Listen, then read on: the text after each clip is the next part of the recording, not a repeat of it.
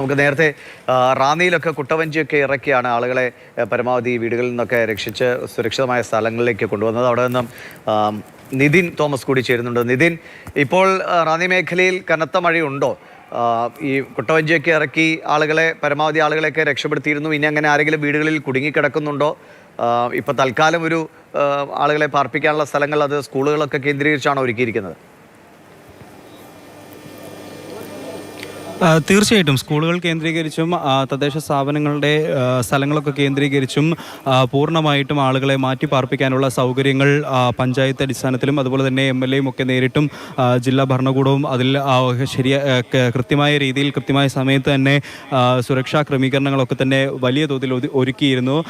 ഈ പ്രദേശത്ത് നമുക്കറിയാവുന്നതുപോലെ തന്നെ വടശ്ശേരിക്കര ഭാഗത്താണ് ഏറ്റവും കൂടുതൽ മഴ ഇന്നത്തെ ദിവസം, അതായത് ഇന്നലെ രാത്രി മുതൽ മഴ പെയ്തത് വടശ്ശേരിക്കര ഭാഗത്താണ്. വടശ്ശേരിക്കരയിൽ 361 മില്ലിമീറ്റർ മഴയാണ് 24 മണിക്കൂറിനുള്ളിൽ മാത്രം പെയ്തത്. ആ മഴയാണ് ഇത്തരത്തിൽ റാന്നിയെ മുക്കുന്ന രീതിയിൽ ഈ ഒരു രീതിയിലുള്ള വെള്ളപ്പൊക്കം ഉണ്ടായത്. 2018 സമാനമായ രീതിയിൽ 2018 ഇതിനപ്പുറം വെള്ളം കയറിയിരുന്നെങ്കിൽ ഈ കയറിയ വെള്ളം ഇറങ്ങിപ്പോകാത്ത ഒരു രീതിയിലാണ് ഇപ്പോൾ നിലവിൽ ഇവിടെ വെള്ളം കയറി കിടക്കുന്നത്. ഞാൻ നിൽക്കുന്നത് റാന്നി വലിയ പാലത്തിന് സമീപമുള്ള റാന്നി നഗരത്തിലാണ്. ഈ മാമുക്ക് അതുപോലെ തന്നെ പഴവങ്ങാടി ജംഗ്ഷനിലാണ് ഞാൻ നിൽക്കുന്നത്. നമുക്ക് ഈ ദൃശ്യങ്ങളിൽ കാണാൻ സാധിക്കുന്നുണ്ടാവും ഈ നഗരമൊട്ടാകെ വെള്ളത്തിനടിയിൽ പെട്ടുപോയിരിക്കുന്ന അവസ്ഥയാണ്. ഇവിടെ നിന്നും ആ അപ്പുറത്തേക്ക് പോകാൻ സാധിക്കില്ല. അതുപോലെ തന്നെ വടശ്ശേരിക്കര റൂട്ടിലൂടെ ആ ഭാഗത്തേക്ക് പോകാൻ സാധിക്കില്ല.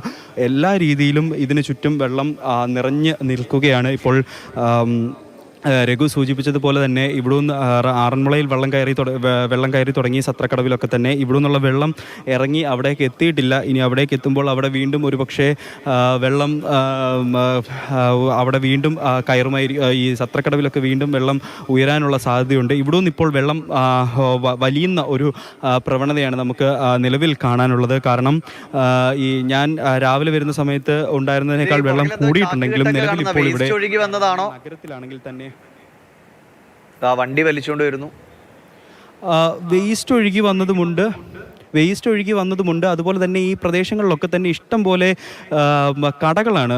ഒട്ടനവധി വ്യാപാര സ്ഥാപനങ്ങളാണ് ഈ പ്രദേശത്തൊക്കെ പ്രവർത്തിക്കുന്നത്. ഗ്യാരേജ് ഉണ്ട്, തുണിക്കടകളുണ്ട്, പലചരക്കടകളുണ്ട്, പച്ചക്കറിക്കടകളുണ്ട്. ഒരു പ്രധാനപ്പെട്ട നഗരമാണ് ദിവേഷ്. അപ്പോൾ അത്രയും മാത്രം ഈ കാണാൻ സാധിക്കുന്നുണ്ടാവും. ഈ റോഡിൻ്റെ 2 സൈഡിലായിട്ടും നിറച്ചും കടകളും സ്ഥാപനങ്ങളും ഉണ്ട്. ഈ സ്ഥാപനങ്ങളിലൊക്കെ തന്നെ വെള്ളം കയറി. ഇന്നലെ രാത്രിയിലാണ് ഈ പെട്ടെന്ന് ഒരു നമ്മൾ ഒട്ടും പ്രതീക്ഷിക്കാത്ത രീതിയിൽ ഇവിടേക്ക് വലിയ തോതിലുള്ള വെള്ളം കയറുന്നത്. അപ്പോൾ പെട്ടെന്ന് തന്നെ ആളുകൾക്ക് ഇത് മാറ്റാനുള്ള സാവകാശമോ സമയമോ കിട്ടിയില്ല എന്നുള്ളതാണ് ഏറ്റവും അധികം ഇവരെ ബാധിച്ച ഒരു കാര്യമെന്ന് പറയുന്നത്. കാരണം രാത്രി ഒരു 2 മണിയോട് കൂടിയിട്ട് മഴ തുടങ്ങി വെള്ളം വരുന്നു.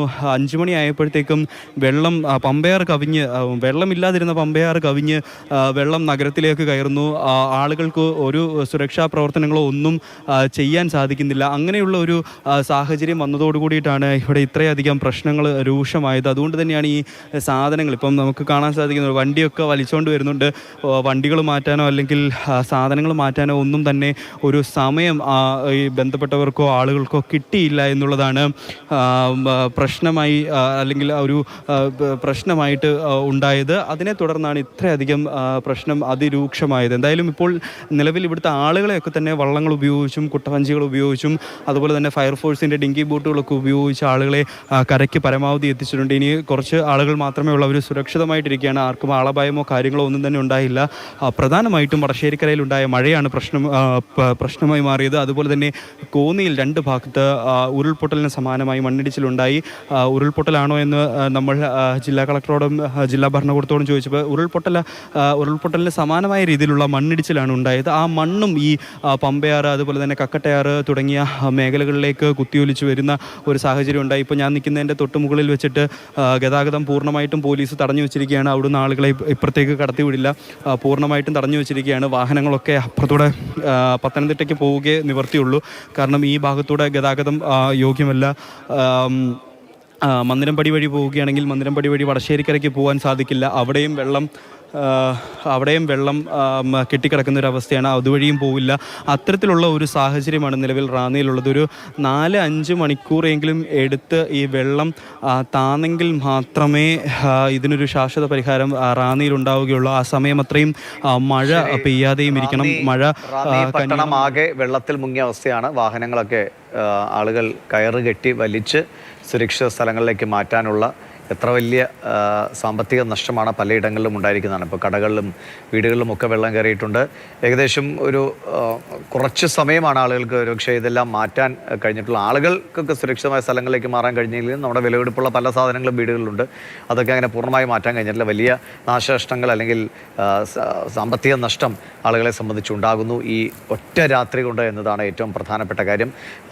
ഇപ്പോൾ നിലവിൽ 9 ജില്ലകളിലാണ് റെഡ് അലർട്ട് ഉള്ളത്. അതായത് ശക്തമായ മഴ ഇന്നും പ്രതീക്ഷിക്കണം എന്ന് തന്നെയാണ്. ഇപ്പോൾ ഈ ഈരാറ്റുപേട്ടയിലൊക്കെ 1958 ശേഷം ലഭിക്കുന്ന ഏറ്റവും ശക്തമായ മഴ എന്നതാണ് അവിടുത്തെ നാട്ടുകാരൊക്കെ പലരും പറയുന്നത്. അങ്ങനെ വിവിധയിടങ്ങളിൽ കോട്ടയം, ഇടുക്കി, പത്തനംതിട്ട ജില്ലകളിൽ അതിശക്തമായ, പ്രത്യേകിച്ചും കോട്ടയം, പത്തനംതിട്ട ജില്ലകളിലാണ് ഈ ഒരു ദുരിതം ഏറെ ഉണ്ടായിരിക്കുന്നത്. നമുക്കിനി